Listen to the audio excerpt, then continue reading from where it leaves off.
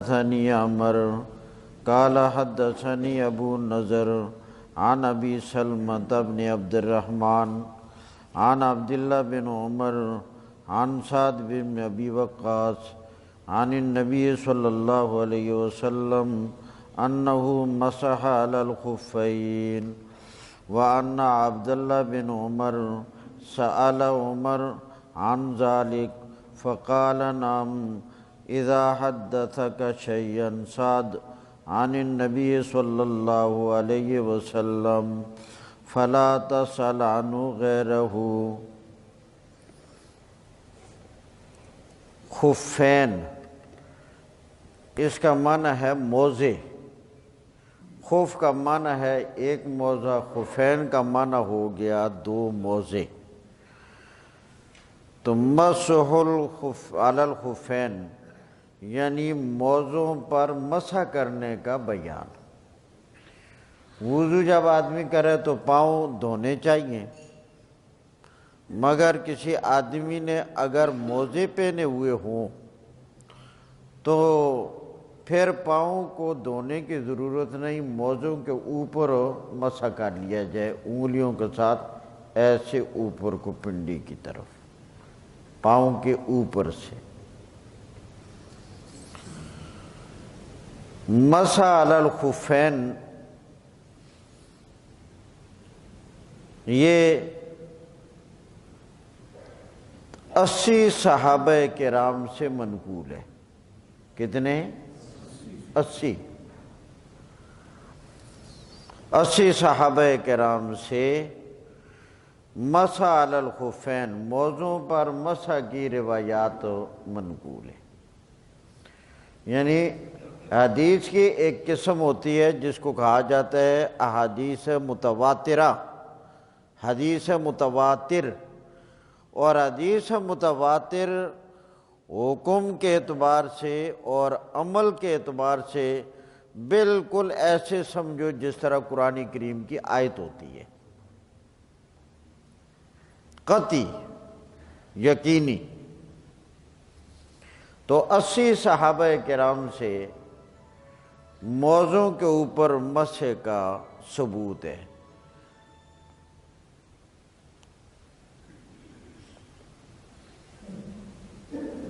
اہل سنت والجماعت کی تعریف یہ ہے، اہل سنت والجماعت کی تعریف اور علامت، ایک موقع پر حضرت نعمان بن ثابت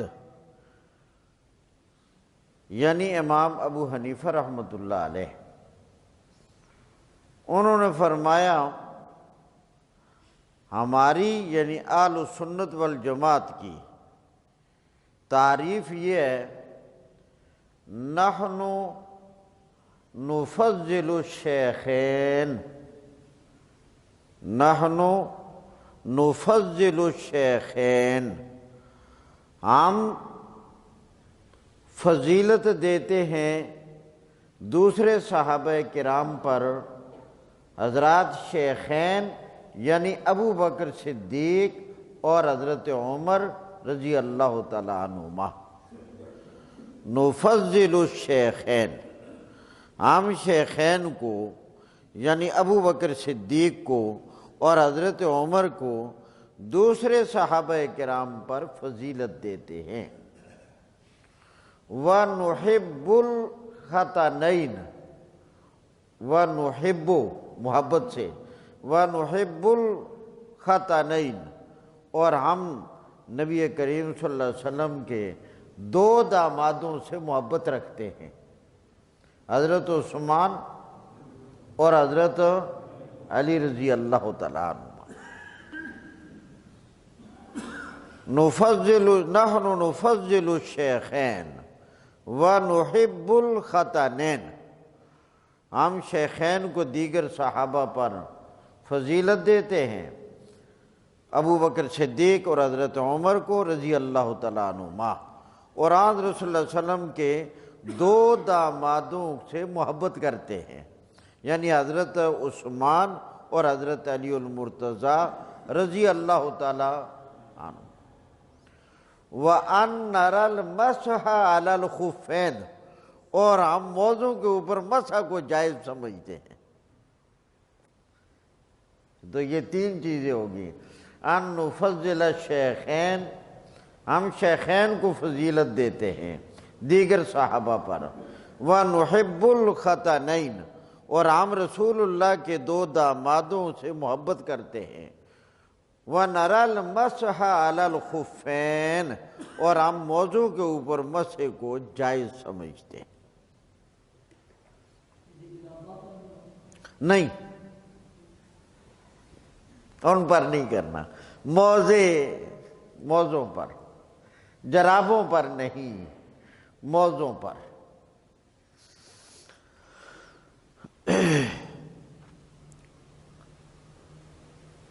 مسح علی الخفین، موضوع پر مسح، یہ مسافر کے لیے جائز ہے 3 دن 3 رات، مسافر کے لیے جائز ہے 3 دن اور 3 رات۔ بعض علاقوں میں بڑی سردی ہوتی ہے، لوگ نمازی ہوتے ہیں، اگر ان کو یہ مسئلہ معلوم ہو جائے ان کے لیے تو بڑی ایک نعمت ہے کہ بعض علاقوں میں بڑی سردی، پھر پانی بڑا ٹھنڈا، پھر وضو کرنا بڑا مشکل۔ جب آدمی ذرا غور و فکر سے تھوڑا سوچے تو اللہ کی حکمتیں ہوتی ہیں ہر چیز میں، اگر وضو نہ ہوتا تو شاید کوئی بے نماز نہ ہوتا۔ اس وضو میں میرے اللہ نے بڑی حکمتیں رکھی، اصل کام یہ ہے مشکل۔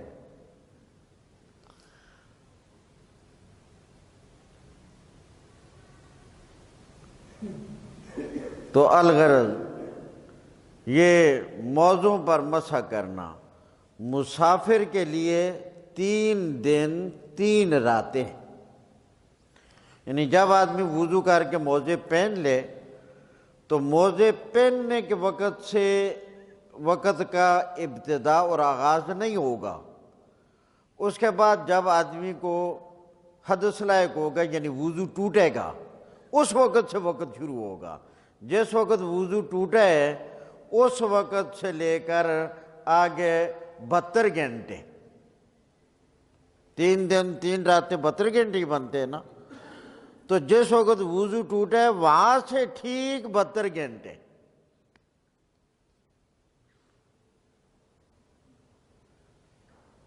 اور مقیم آدمی کے لیے 1 دن 1 رات، جو مسافر نہ ہو، 1 دن 1 رات۔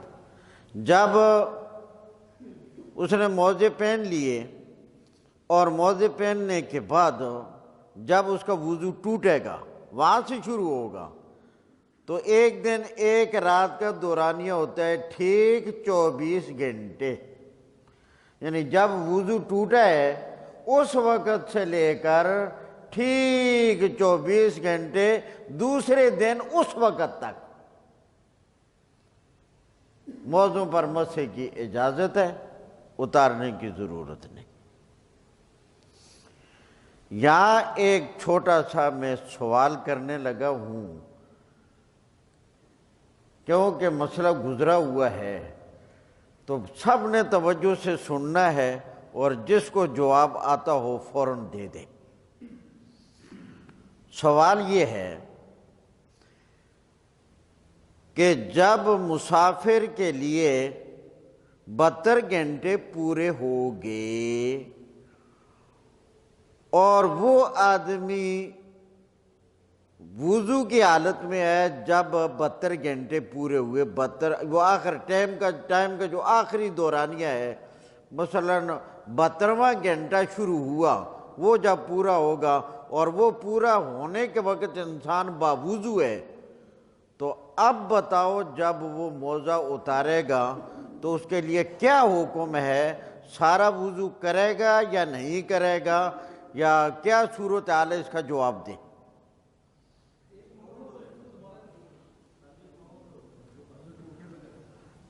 ہاں جی ہاں، تو وہ کیا کرے؟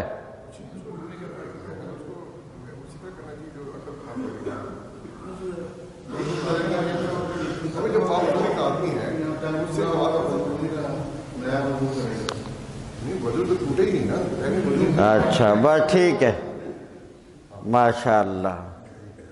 مجھے مولویوں پر شکوہ تھا کہ یہ اختلاف کیوں کرتے ہیں، لیکن اب آپ پر بھی قائم ہو گیا۔ آپ نے بھی مختلف جوابات دیے، اختلاف کر دیا، تو اب جواب میں دے دیتا ہوں پھر۔ اس کا جواب یہ ہے کہ مذکورہ صورت میں صرف پاؤں دھونے فرض ہیں، صرف پاؤں دھونے فرض ہیں، باقی وضو اپنی جگہ بدستور قائم ہے۔ آئی بات سمجھ؟ تو مقیم کے لیے وضو ٹوٹنے سے لے کر 24 گھنٹے، جب 24 گھنٹے پورے ہو جائیں اگر وہ باوضو ہے تو باقی وضو لوٹانے کی ضرورت نہیں، موزے اتار کر صرف پاؤں کا دھونا فرض ہے، پاؤں دھو لیں۔ اور مسافر ہونے کی صورت میں 72 گھنٹے پورے ہو گئے تو موزے اتار کر پاؤں دھو لیں۔ جی صرف پاؤں دھونا ہے، صرف۔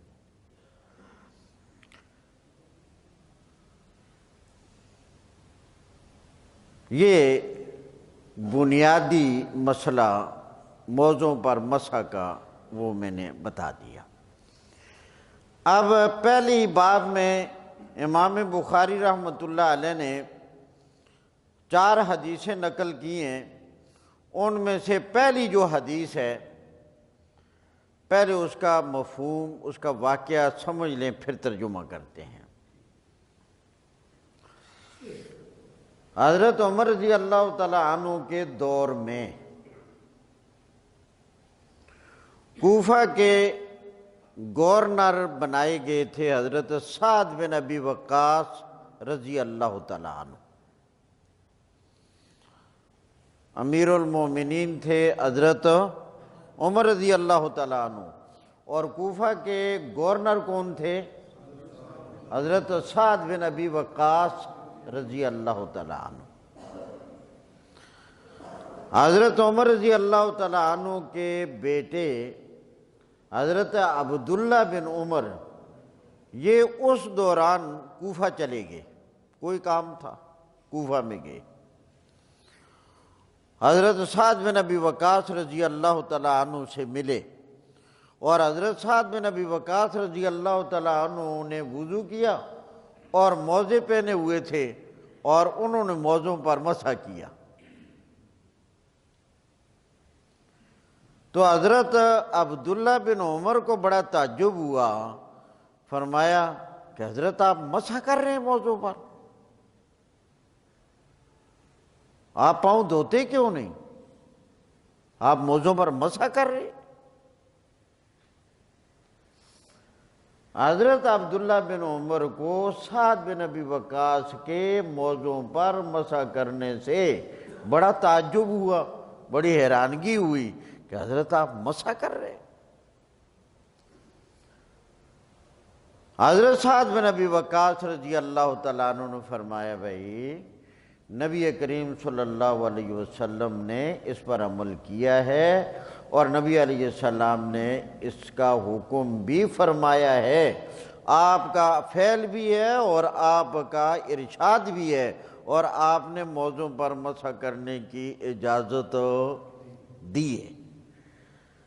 اور اگر آپ کو اس سلسلہ میں کوئی تردد ہو، اگر میری بات پر آپ کو پورا اعتماد اور تشفی نہ آتی ہو، تو جب آپ واپس جائیں گے آپ نے والد گرامی حضرت عمر رضی اللہ تعالیٰ عنہ سے ذرا پوچھ لینا کہ جی یہ واقعہ ہوا ہے، یہ ساری بات بتا دینا، تو وہ بھی انشاءاللہ میری تصدیق کریں گے کہ میں نے مسئلہ ٹھیک بتایا ہے۔ چنانچہ حضرت رضوان صاحب آگے بیٹھو نا، فاستبقوا الخیرات، حضرت عبداللہ بن عمر رضی اللہ تعالیٰ عنہ جب واپس تشریف لائے تو انہوں نے اپنے والد ماجد حضرت عمر رضی اللہ تعالیٰ عنہ سے مسئلہ پوچھا کہ حضرت یہ واقعہ میں نے دیکھا ہے۔ تو حضرت عمر رضی اللہ تعالیٰ عنہ نے فرمایا ایک بات یاد رکھنا، اگر حضرت سعد بن ابی وقاص جیسے لوگ آپ کو کوئی مسئلہ بتا دیں آپ کو کسی اور سے پوچھنے کی ضرورت ہی نہیں ہے۔ جب سعد بن ابی وقاص جیسے لوگ آپ کو مسئلہ بتا دیں تو کسی اور سے ضرورت ہی نہیں ہے۔ اس میں ایک تو اس بات کی طرف بھی اشارہ موجود ہے کہ جب کسی مسئلہ میں تردد ہو، تشفی نہ ہو تو آدمی کو تحقیق کرنی چاہیے، اپنی تشفی کرنی چاہیے۔ دوسری بات یہ معلوم ہوئی کہ مسئلہ بتانے والے مفتی میں کیا ہوتا ہے، فرق۔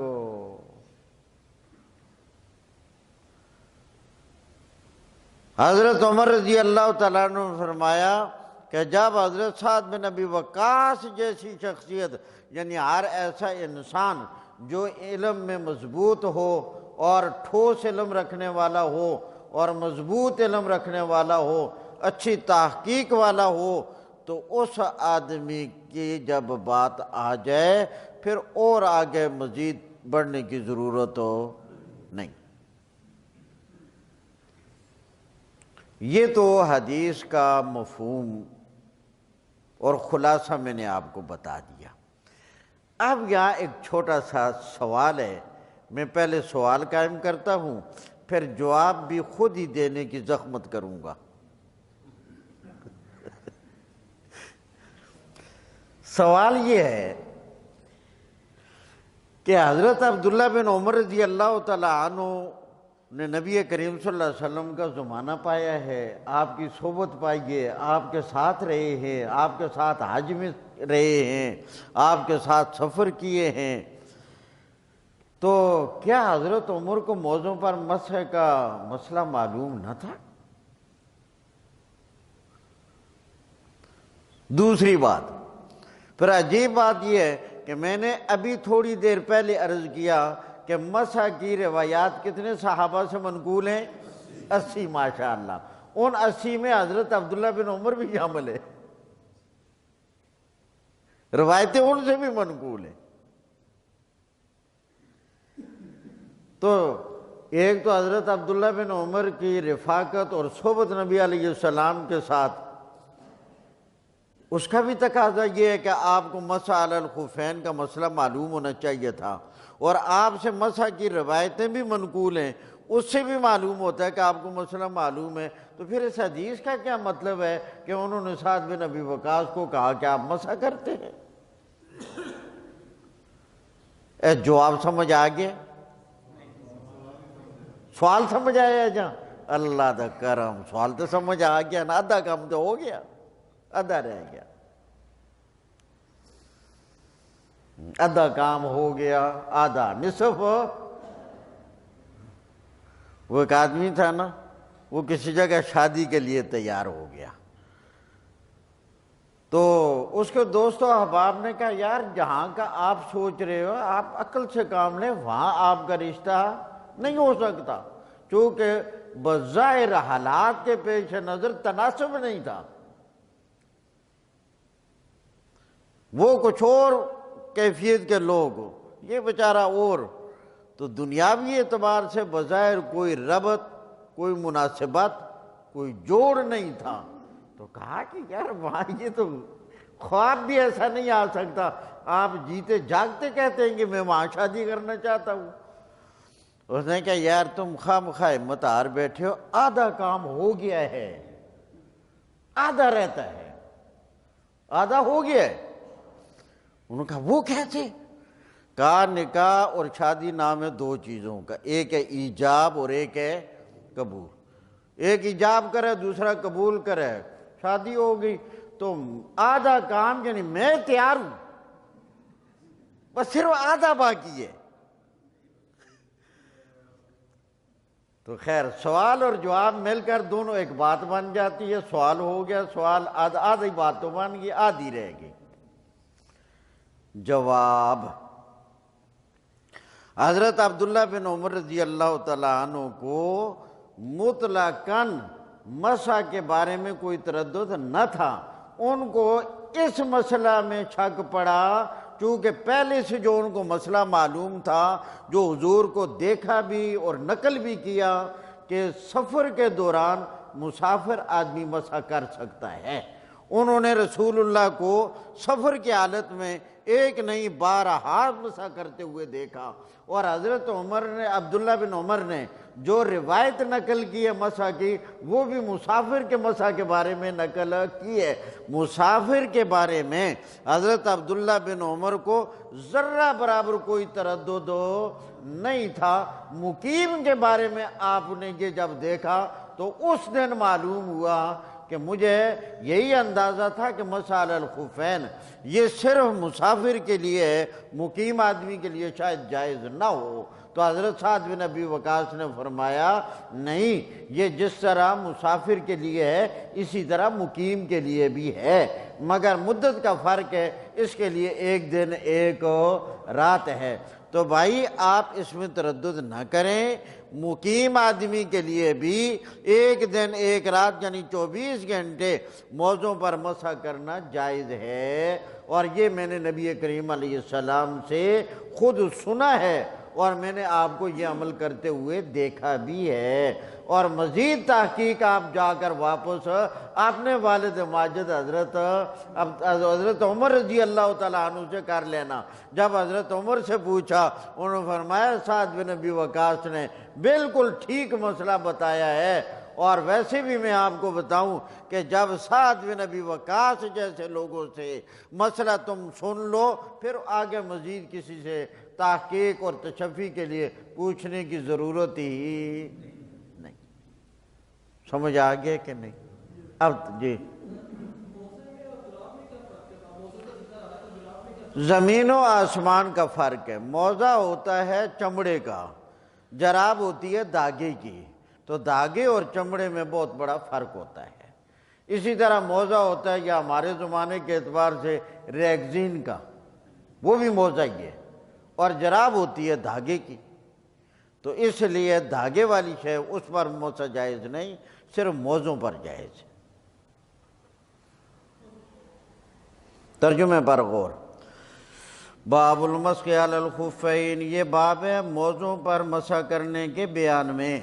امام بخاری فرماتے ہیں ہمیں حدیث بیان کی ہمارے استاد اسبغ بن فرج نے، وہ نقل کرتے ہیں ابن واب سے، وہ کہتے ہیں مجھے بیان کیا میرے استاد عمر نے، وہ کہتے ہیں مجھے بیان کیا ابو النضر نے، وہ نقل کرتے ہیں ابو سلمہ بن عبد الرحمن سے، وہ نقل کرتے ہیں عبداللہ بن عمر سے، وہ نقل کرتے ہیں حضرت سعد بن ابی وقاص رضی اللہ تعالیٰ عنہ سے، وہ نقل کرتے ہیں نبی کریم صلی اللہ علیہ وسلم سے. حضرت سعد بن ابی وقاص رضی اللہ تعالیٰ عنہ ان خوش نصیب صحابیوں میں سے ہیں جن کو بعض چیزوں میں خاص فوقیت اور ایک فضیلت اور ایک درجہ حاصل ہے. حضرت سعد بن ابی وقاص کو ایک خصوصیت یہ بھی حاصل ہے کہ نبی کریم صلی اللہ علیہ وسلم نے اپنے ماں باپ دونوں کا تفدیہ ان کے لیے پیش کیا تھا. ایک جنگ کے موقع پر رسول اللہ نے فرمایا ارم یا سعد فدا کا ابی و امی، میرے ماں باپ تیرے اوپر قربان ہو جائیں، تیر پر تیر چلائے چل. جی، سعد بن ابی وقاص رضی اللہ تعالیٰ عنہ سے وہ نقل کرتے ہیں نبی کریم صلی اللہ علیہ وسلم سے انہو مسح علی الخفین، بے شک مسح کیا انہوں نے موزوں پر. وَأَنَّ عبداللہ بن عمر، حضرت عبداللہ بن عمر رضی اللہ تعالیٰ عنہ نے سوال کیا حضرت عمر رضی اللہ تعالیٰ عنہ سے واپس آ کر، یہ حدیث مختصر ہے، یہاں یہ جو تفصیل میں نے بتائی ہے یہ ہوائی فیرنگ نہیں، یہ پوری حدیث، یہ تفصیل جو میں نے بتائی ہے یہ موطا امام مالک کی حدیث میں موجود ہے۔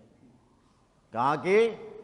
موطا امام مالک، امام مالک رحمۃ اللہ علیہ کی جو حدیث کی کتاب ہے، اور جس کو امام مالک رحمۃ اللہ علیہ مسجد نبوی میں حدیث کا جو درس دیتے تھے وہ ان کی وہ کتاب تھی۔ تو موطا امام مالک، یہ ساری تفصیل جو پہلے میں نے بتائی ہے یہ موطا امام مالک کی حدیث کے مطابق ہے۔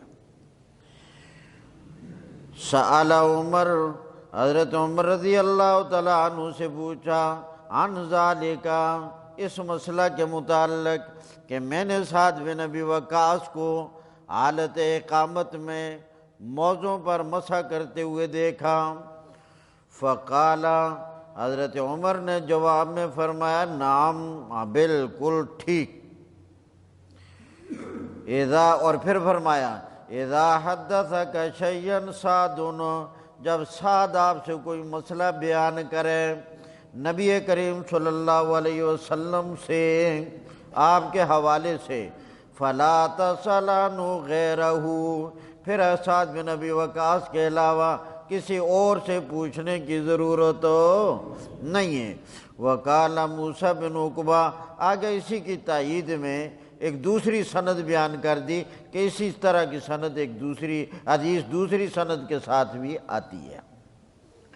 اس کے بعد دوسری حدیث وہ بھی موضوع پر مسح کے متعلق ہے۔ امام بخاری فرماتے ہیں، ہمیں حدیث بیان کی عامر بن خالد حرانی نے، وہ کہتے ہیں ہمیں بیان کیا لیث نے، وہ نقل کرتے ہیں یحییٰ بن سعید سے، وہ نقل کرتے ہیں سعد بن ابراہیم سے، وہ نقل کرتے ہیں نافع بن جبیر سے، اور وہ نقل کرتے ہیں حضرت عروہ بن مغیرہ بن شعبہ سے، اور وہ نقل کرتے ہیں اپنے والد گرامی حضرت مغیرہ بن شعبہ سے عن رسول اللہ، اور مغیرہ بن شعبہ نقل کرتے ہیں نبی کریم علیہ السلام سے، انہو خرج لحاجتہ، بے شک نبی کریم صلی اللہ علیہ وسلم قضاء حاجت کے لیے باہر تشریف لے گئے۔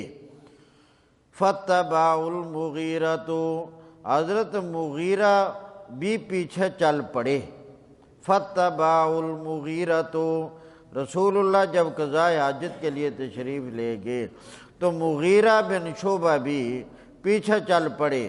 بے عداوتن، ایک برتن لے کر، فیا ماؤن، اس برتن میں،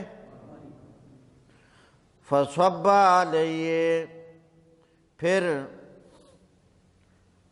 وہ پانی آپ پر ڈالا، آپ نے وضو کیا تو یہ پانی ڈالتے رہے، خدمت کی۔ حین فرغ من حاجتہ فتوضأ، جب اللہ کے پاک پیغمبر قضاء حاجت سے فارغ ہوئے تو وضو کیا۔ ومسح علی الخفین، اور دونوں موزوں پر مسح کیا۔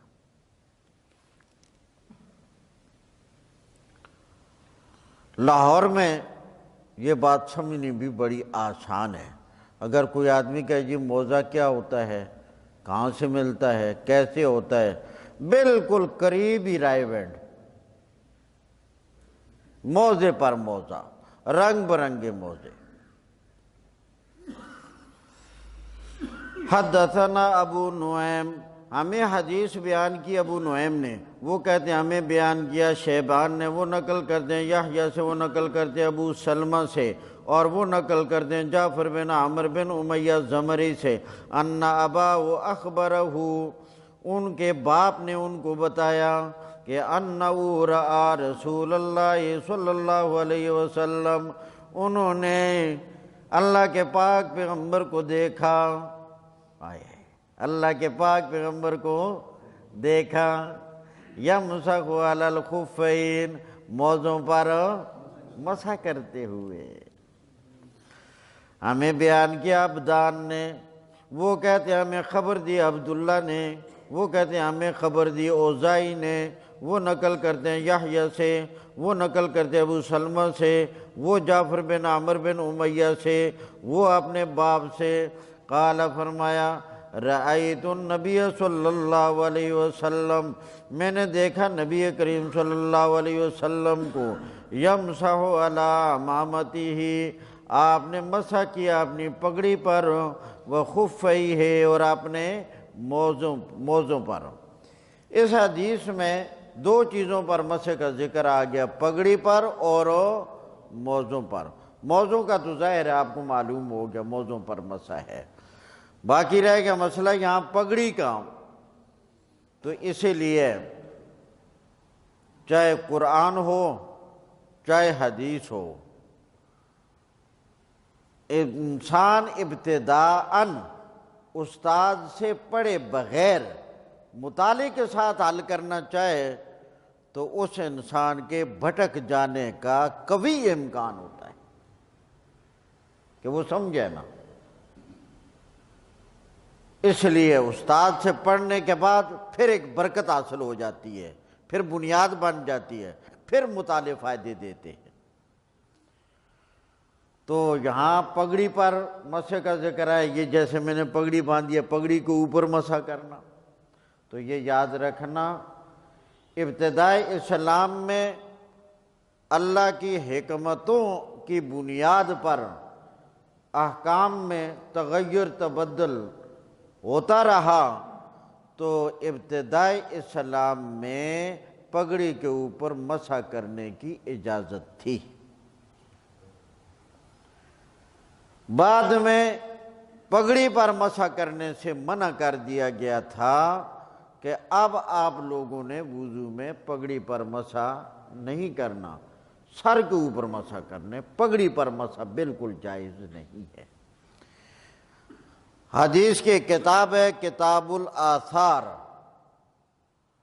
اس میں امام محمد رحمۃ اللہ علیہ فرماتے ہیں کہ ہمیں دلائل کے ساتھ یہ بات پہنچی کہ ابتدا اسلام میں پگڑی کے اوپر مسح کرنے کی رخصت تھی، اجازت تھی، مگر بعد میں نبی کریم علیہ السلام نے پگڑی کے اوپر مسح کرنے سے منع کر دیا تھا۔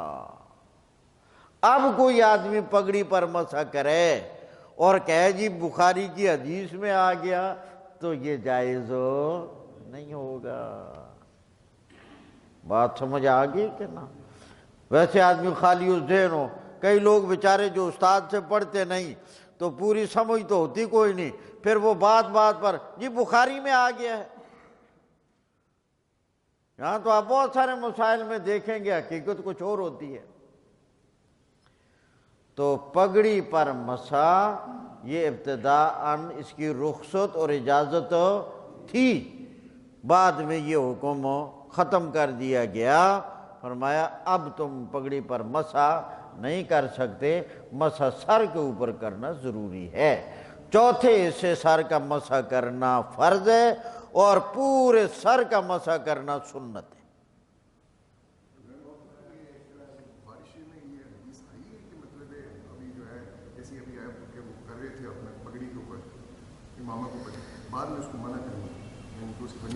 نہ اس میں نہیں ہے، دوسری کتابوں میں۔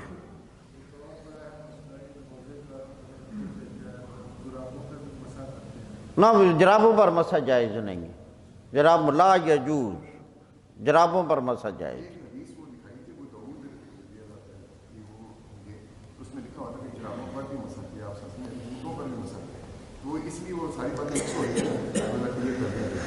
جو بوٹوں پر مسح کرنے کی بات ہے اس میں تو کوئی نہیں، اگر بوٹ اس قسم کے ہیں جو موزے کے قائم مقام ہوں، موزے والا کام دیتے ہوں، موزے والی شرائط اس میں موجود ہوں، تو اس جوتے پر مسح ہو سکتا ہے موزے کے قائم مقام قرار دے کر،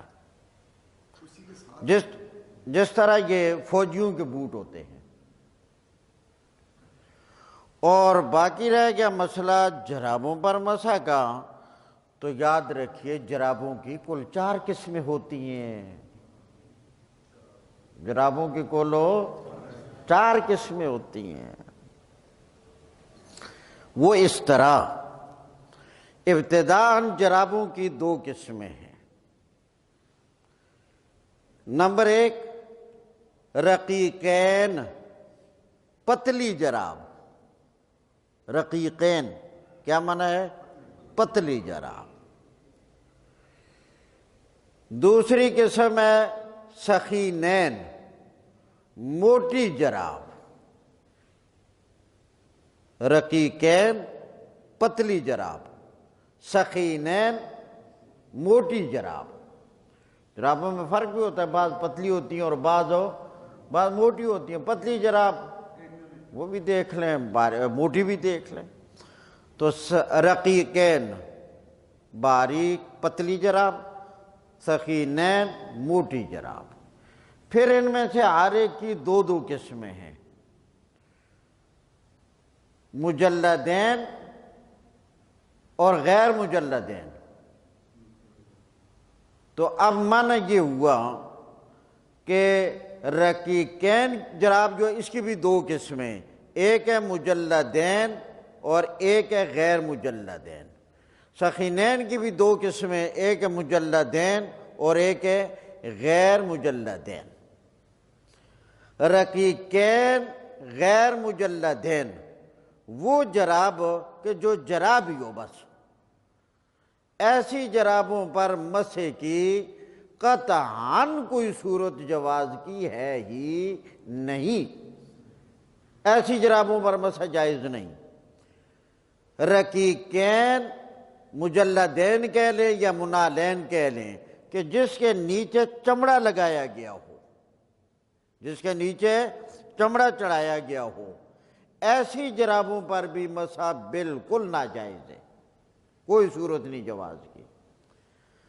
سخینین موٹی جراب غیر منالین جس کے اوپر نیچے کوئی چمڑا نہ چڑھایا گیا ہو، ایسی جراب پر بھی مسح مطلقاً ناجائز ہے۔ چوتھی جو قسم ہے کہ جراب ہو موٹی اور اس کے اوپر نیچے چمڑا چڑھا ہوا ہو، یا نیچے چمڑا ہو، یا اوپر بھی ہو نیچے بھی ہو، یا اوپر نہ ہو نیچے ہو، ایسی جراب پر موضع کے تابع ہو کر مسح جائز ہے۔ اور جن احادیث میں جراب پر مسح کا ذکر آتا ہے، جیسے آپ نے حوالہ دے دیا، تو اس سے مراد یہ نمبر 4 جراب ہے۔ 3 قسم کی جرابوں پر مسح کی بالکل ذرہ برابر، بال کی کروڑویں حصے کے برابر بھی گنجائش نہیں، اور یہ جو چوتھی قسم ہے جراب کی، تو اس پر مسح جائز ہے۔ ہو گیا؟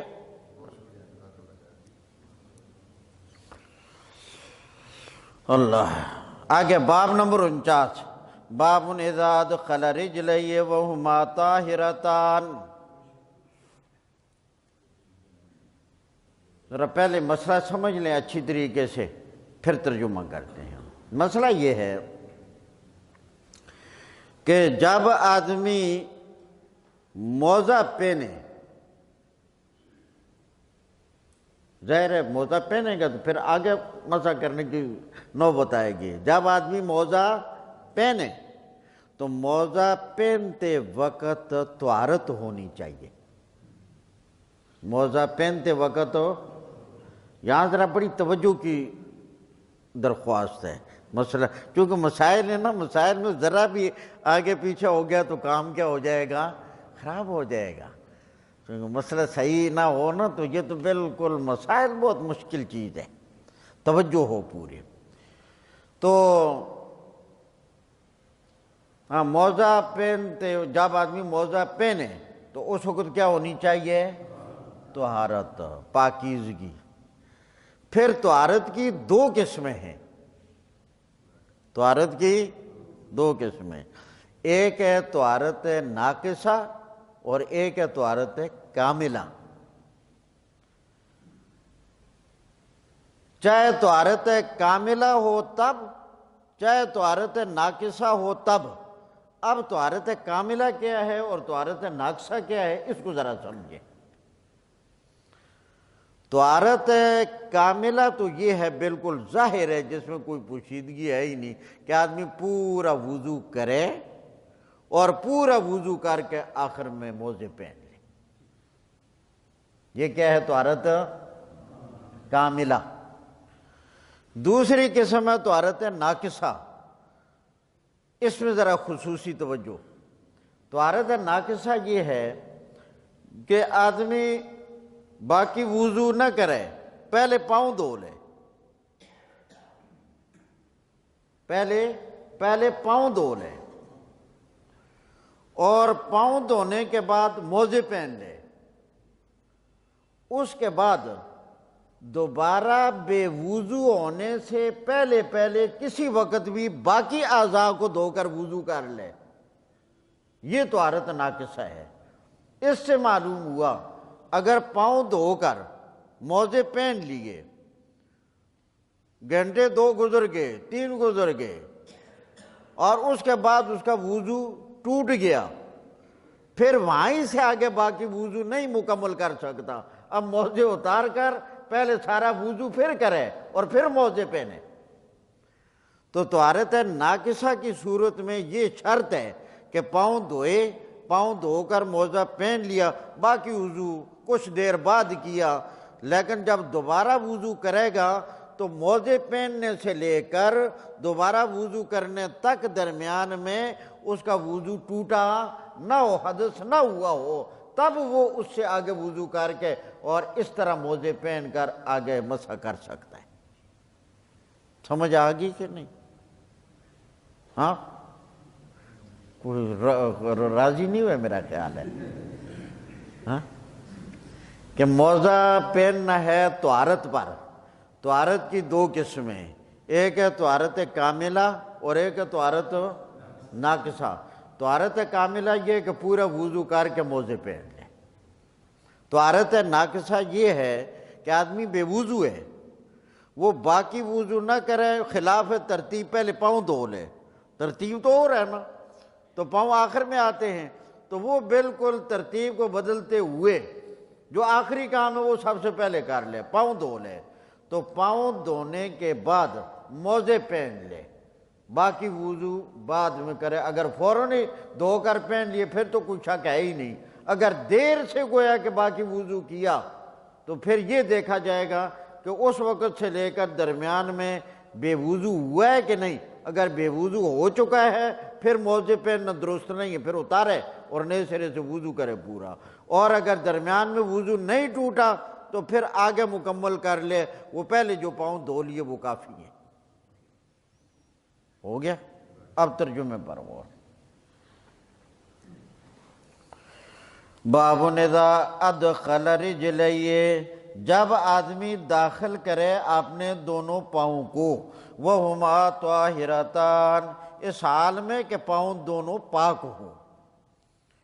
امام بخاری فرماتے ہیں ہمیں حدیث بیان کیا ابو نعیم نے، وہ کہتے ہیں ہمیں بیان کیا زکریا نے، وہ نقل کرتے ہیں عامر سے، وہ نقل کرتے ہیں عروہ بن مغیرہ سے، وہ نقل کرتے ہیں اپنے والد حضرت مغیرہ بن شعبہ سے، وہ فرماتے ہیں کنت مع النبی صلی اللہ علیہ وسلم، میں نبی کریم صلی اللہ علیہ وسلم کے ساتھ تھا، فی سفر، ایک سفر میں، فآویت، اللہ کے پاک پیغمبر وضو کرنے لگے اور آپ نے موزے پہنے ہوئے تھے، تو فآویت، میں نے ارادہ کیا، لأنزع خفیہ، تاکہ میں اللہ کے پاک پیغمبر کے موزے اتاروں، تاکہ میں خدمت کے طور پر، تاکہ میں اللہ کے نبی کے موزے اتاروں۔ اللہ کے پاک پیغمبر سفر میں تھے، وضو کرنے لگے، موزے پہنے ہوئے تھے، میں نے ارادہ کیا موزے اتار دوں، فقال، فرمایا دعوما، نہیں موزے نہ اتارو، ان کو چھوڑ دو، دعوما، دا منع چھوڑ دو، اما منع موزے، موزوں کو چھوڑ دو، نہ اتارو، کیوں؟ فإنی ادخلتہما طاہرتین، جب میں نے موزے پہنے ہیں تو میرے پاؤں پاک تھے، دھوئے تھے میں نے، فمسح علیہما، پھر نبی علیہ السلام نے ان پر کیا مسح۔ باب نمبر 50، باب من لم یتوضا من لحم الشاة والسویق، مسئلہ بھی آپ کے سوال کا جواب بھی۔ بعض اوقات سوال ہفتہ پہلے ہو جاتا ہے، جواب ہفتہ بعد آ جاتا ہے، اللہ کی قدرت۔ پہلے مسئلہ اچھی طرح سمجھ لیں، پھر احادیث کا ترجمہ کرتا ہوں۔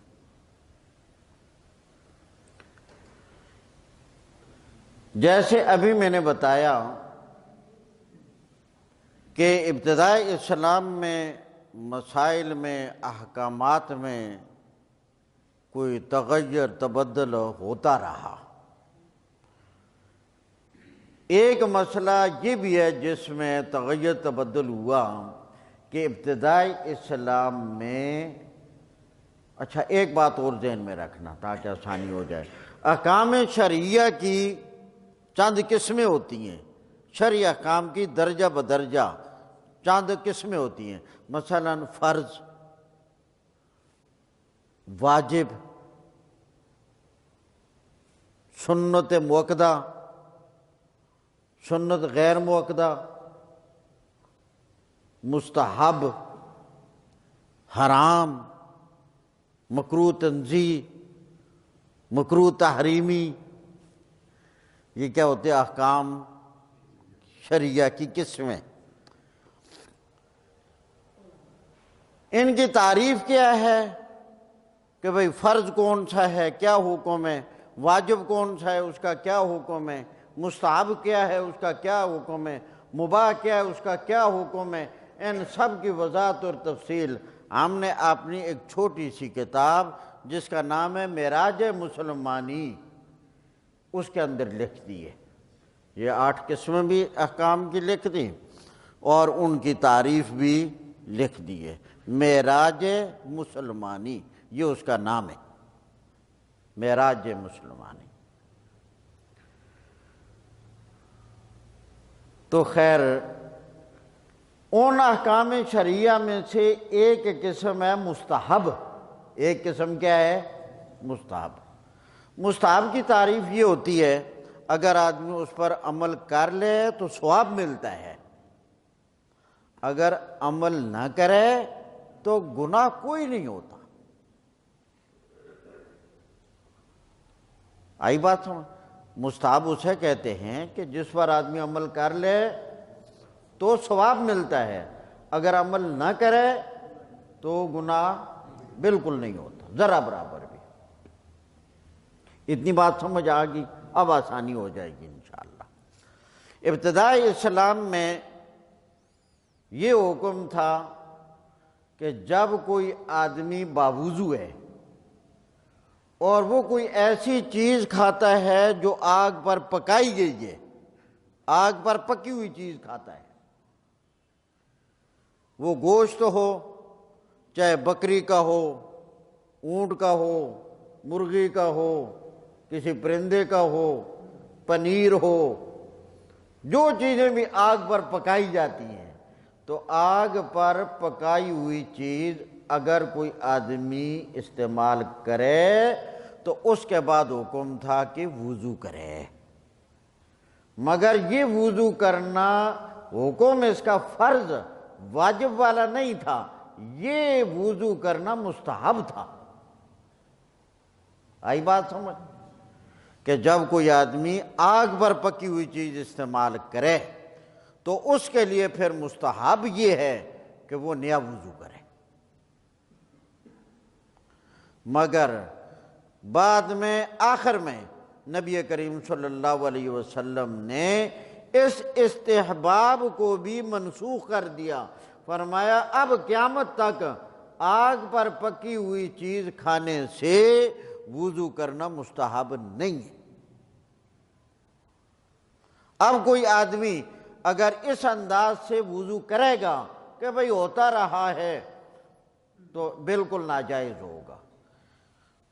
ابھی آپ نے ایک کتاب کا نام لیا تھا ابو داود شریف، اسی ابو داود ہی کی روایت ہے جس کے یہ الفاظ ہیں، کانا آخر الامرین من رسول اللہ صلی اللہ علیہ وسلم ترک الوضوء مما غیرت النار، کہ رسول اللہ صلی اللہ علیہ وسلم کا جو آخری امر تھا وہ یہ تھا کہ آگ پر پکی ہوئی چیز سے اب وضو کرنا مستحب ہو، کوئی نہیں وضو نہیں کرنا۔ اور یہی حدیث جامع ترمذی میں بھی ہے، اور وہاں ایک لفظ کا معمولی سا فرق ہے، وہ یہ ہے عن جابر رضی اللہ تعالیٰ عنہ کان آخر الامرین ترک الوضوء مما مست النار، وہاں غیرت النار کے بجائے مما مست النار کے الفاظ ہیں، معنی دونوں کا بالکل ایک ہے۔ فرمایا آگ پر پکی ہوئی چیز کھا لینے سے اب وضو کرنا کوئی مستحب ہو، تو گویا جس زمانے میں آگ پر پکی ہوئی چیز سے وضو کرنے کا حکم تھا وہ بھی فرض واجب سنت کے درجے میں نہیں تھا، صرف استحبابی درجہ تھا، اور آخر میں نبی کریم صلی اللہ علیہ وسلم نے اس استحباب سے کو بھی منع کر دیا تھا، فرمایا اب اس کے بعد کوئی وضو کرنا مستحب نہیں۔ پھر بے شمار حدیث ہیں۔ ایک مرتبہ ایک بوڑھیا خاتون نے نبی کریم علیہ السلام کی دعوت کی، اور اس نے کھانا تیار کیا، اور کھانے میں بکری ذبح کی، بکری کا گوشت تیار کیا اور گوشت پکایا گیا، تو نبی کریم صلی اللہ علیہ وسلم نے ظہر کی نماز پڑھی، اور ظہر کی نماز پڑھنے کے بعد پھر گوشت کھایا، اور اس کے بعد عصر کی نماز کا وقت آیا، اللہ کے پاک پیغمبر نے نیا وضو نہیں کیا، اسی وضو کے ساتھ عصر کی نماز پڑھائی۔ اسی لیے میں نے تھوڑی دیر پہلے جو عرض کیا تھا کہ قرآن اور حدیث ابتداءً یہ ہمارے لیے ہدایت، رحمت، سب کچھ ہے، مگر استاد کے بغیر نہیں۔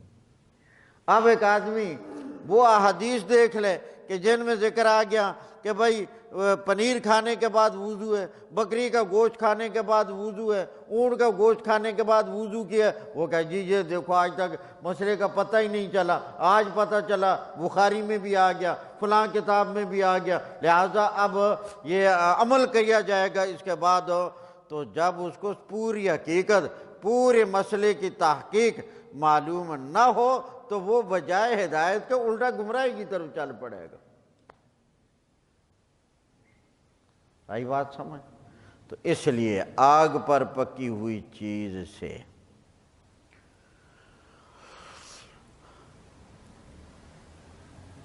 البتہ نبی کریم صلی اللہ علیہ وسلم نے فرمایا وضو کی دو قسمیں ہیں، وضو کی، یہاں بھی دیکھو تو وضو کی کتنی قسمیں؟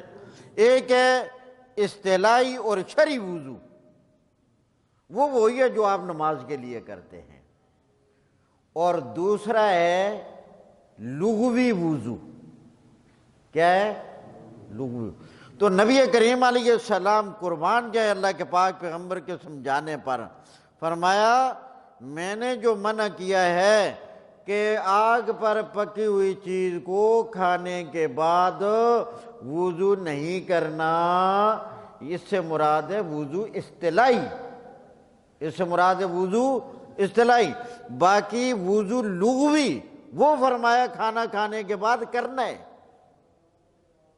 وضو لغوی وہ کرنا ہے کھانا کھانے کے بعد، اور وہ کیا ہے؟ ہاتھ دھونا، اور منہ وغیرہ پر چکناٹ لگ جائے تو گویا ہاتھ دھونا اور منہ دھونا، یہ فرمایا کرنا ہے۔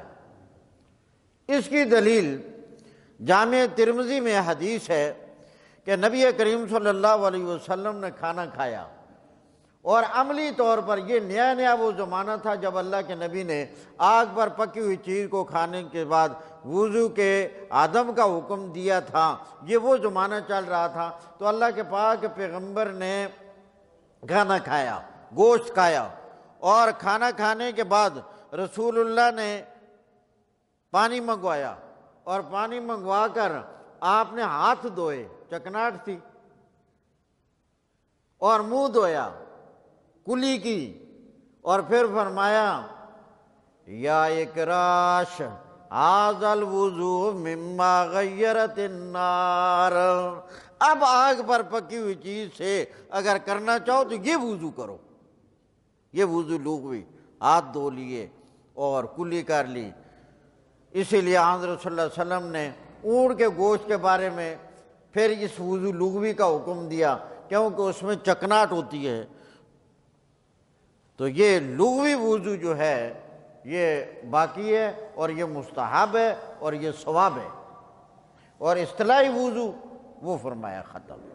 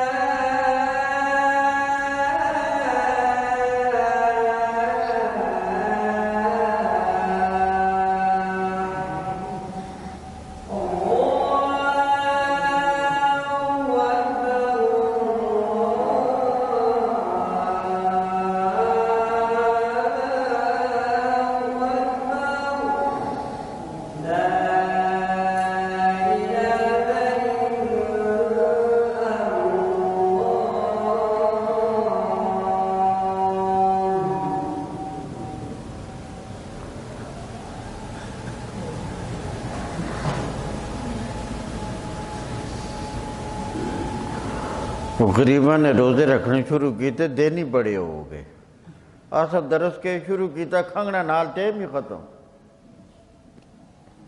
اچھا مسئلہ سمجھ آ گیا جی، اب ترجمے پر غور۔ جی اگر اس کے فوراً بعد نماز کا مرحلہ ہو اور یہ امکان ہو کہ دانتوں میں کوئی چیز ہوگی، وضو لغوی تو نہیں، مزمزہ کلی کرنی ہے، جو اس کے بعد تیسرے باب میں آ رہا ہے۔ باب من لم یتوضا من لحم الشاۃ، یہ باب ہے کہ وضو نہ کیا جائے بکری کا گوشت کھانے سے، شاۃ بمعنی بکری، لحم بمعنی گوشت، بکری کا گوشت کھانے سے، والسویق، اور ستو۔ ستو دو طریقوں سے استعمال اس زمانے میں بھی لوگ کرتے تھے، ایک پینے کے طور پر شربت، اور دوسرا خوراک کے طور پر۔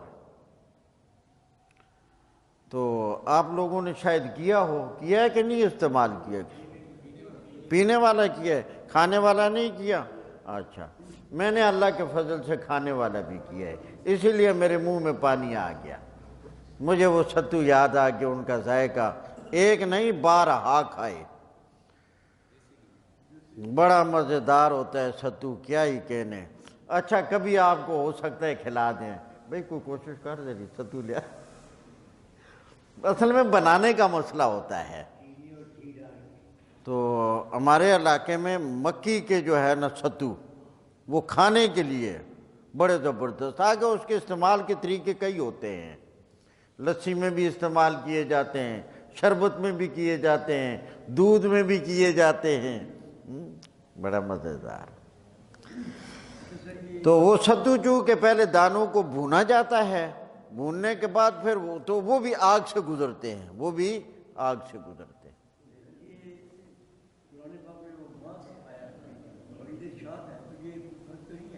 نہ کوئی فرق نہیں، دونوں کا نہیں بلکہ تینوں کا مطلب ہے کہ ایک لفظ غنم بھی ہے، ماز، غنم، شات. باب من لم یتوضا، وضو نہ کیا جائے بکری کا گوشت کھانے سے اور ستو کھانے سے.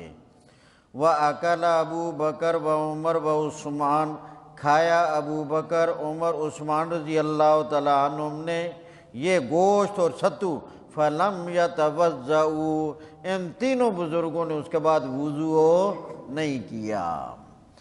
امام بخاری فرماتے ہیں ہمیں بیان کیا عبداللہ بن یوسف نے، وہ کہتے ہیں ہمیں بیان خبر دی مالک نے، وہ نقل کرتے ہیں زید بن اسلم سے، وہ نقل کرتے ہیں اپنے استاد عطا بن یسار سے، وہ نقل کرتے ہیں عبداللہ بن عباس سے، ان رسول اللہ صلی اللہ علیہ وسلم، بے شک نبی کریم صلی اللہ علیہ وسلم نے اکلا، کیا معنی ہے؟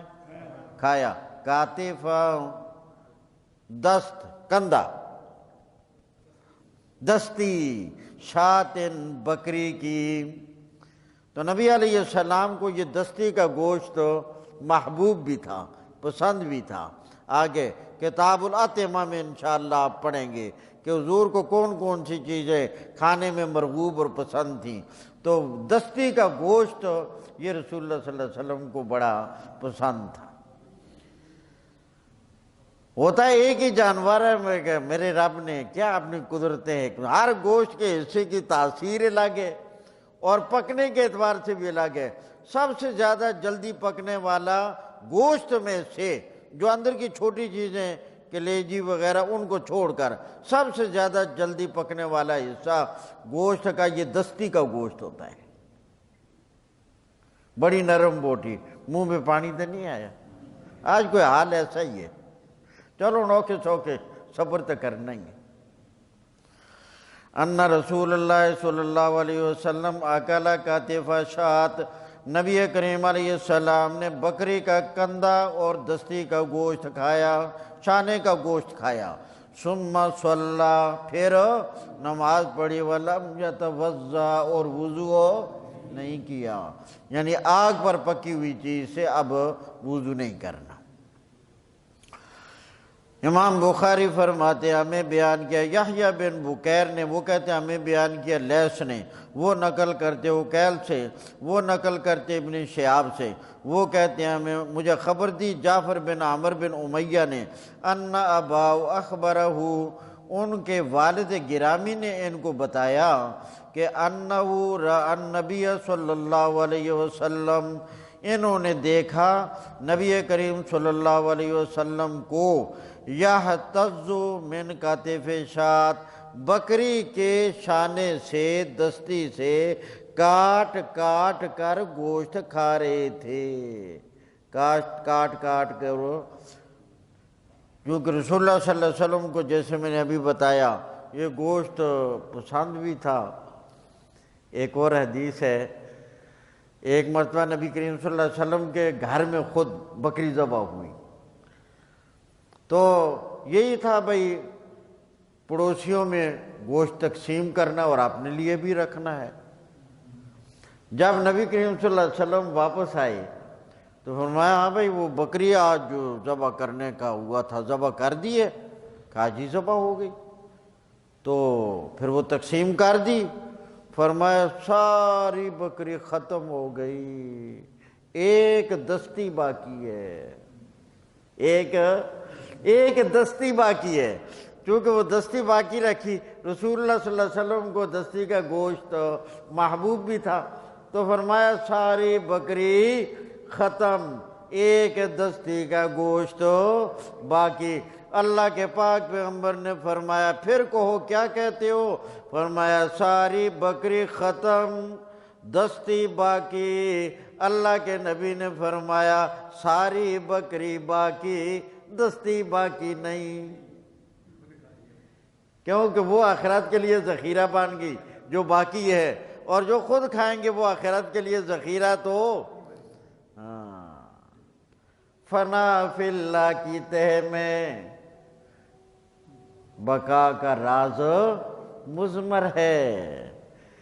پہلے فانی ہونا سیکھو تاکہ باقی رہو، جسے مرنا نہیں آتا اسے بقا چاہتے ہو تو پہلے فانی ہو جاؤ۔ وہ ایک حدیث ہے نا، اللہ کی عبادت کرو کأنک تراہ، گویا تم اللہ کو دیکھ رہے ہو۔ فَإِن لَّمْ تَكُن تَرَاهُ، اس کا ایک معنی یہ ہے فَإِن لَّمْ تَكُن تَرَاهُ، ہم اللہ کو کیسے دیکھیں، ہم اللہ کو کیسے دیکھیں، یہ معرفت ہمیں کیسے حاصل ہو؟ فرمایا کأنک فَإِن لَّمْ تَكُن تَرَاهُ، اگر تم اپنے آپ کو فانی کر دو، اپنے آپ کو فنا کر دو تو تراہو، پھر اللہ کو دیکھ لو گے۔ اور تم اپنے آپ کو باقی مانتے ہوئے اللہ کی معرفت تک کہاں پہنچو گے؟ پہلے اپنے آپ کو فنا تو کرو۔ فنا فی اللہ کی تہ میں ہے، بقا کا راز مضمر۔ جس طرح دانہ زمین میں ڈالو تو وہ تب ہی باقی رہتا ہے کہ پہلے خود فنا ہوتا ہے، پھر پودا چڑھتا ہے، وہ فنا ہوا پودا بنا، وہ فنا ہوا ایک دانے سے 700 دانے بن گئے، بلکہ بعض اوقات اس سے بھی زیادہ بن گئے۔ چیز کے قدر مکی کے دانے ایک ڈالو، بعض اوقات 4-5 خوشے ایک کے ساتھ ہوتے ہیں، اور ایک ایک لڑی میں کئی دانے ہوتے ہیں۔ ایک مرتبہ اسی طرح کی بات میں نے بیان کی، ہمارے انتہائی محبوب پیارے دوست فاروق گیبا صاحب، اللہ مغفرت کرے، اللہ کروٹ جنت کی خوشیاں نصیب کرے، وہ فرمانے لگے میں نے گندم کے خوشے کے دانے ایک دفعہ جو ہے نا وہ گنے تو 72 دانے تھے، ایک خوشے میں کتنے دانے تھے؟ 72، وہ کہتے تھے۔ تو اللہ کے وہ خیر مجھے کندھے سے یاد آ گیا، فرمایا کہاں گئی بکری؟ فرمایا ساری ختم، ایک دستی باقی۔ اللہ کے نبی نے فرمایا ساری بکری باقی ہے، ایک دستی باقی۔ یحتزو من کتف شات، کاٹ کاٹ کھا رہے تھے بکری کی دستی سے۔ فدعی الی الصلاۃ، پھر بلایا گیا نماز کے لیے۔ فَأَلْقَى السِّكِّينَ، آپ نے ڈال دی چھری، القا رکھ دی، ڈال دی، رکھ دی، سکین مانا چھری۔ فَصَلَّى، نماز پڑھی، وَلَمْ يَتَوَضَّأْ، اور وضو نہیں کیا۔ یہاں چھری کیونکہ وہ گوشت تھا بھونا ہوا پکا ہوا، اس چھری کے ساتھ کاٹ کاٹ کر، اس سے یہ معلوم ہوا کہ جس طرح موجودہ زمانے میں بعض اوقات لوگ وہ چمچے اور وہ کانٹے پتہ نہیں کیا کیا، تو اس طرح کی چیز جو استعمال کرتے ہیں یہ بالکل درست ہے، اس کے جواز میں کوئی کلام نہیں ہے، اس طرح کی چیزیں استعمال کی جا سکتی ہیں۔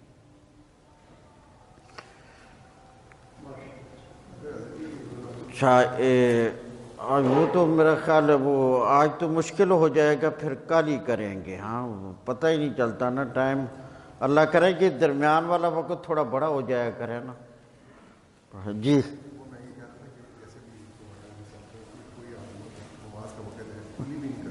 ہاں ہاں، اگر دانتوں کے اندر کوئی چیز ہو وہ وہیں رہ جائے بہتر تو نہیں ہے اس حالت میں، لیکن اگر ایک چنے کے بقدر چیز منہ میں موجود ہے، نماز کے دوران اس نے نگل لی تو اس سے نماز فاسد ہو جاتی ہے، اس لیے احتیاط یہی ہے کلی کر لینا بہتر ہے۔ ابھی نماز ہوگی تو نماز کے بعد انشاءاللہ دعا کر لیں گے تاکہ آپ کو یہ بھی پتہ چل جائے دعا اس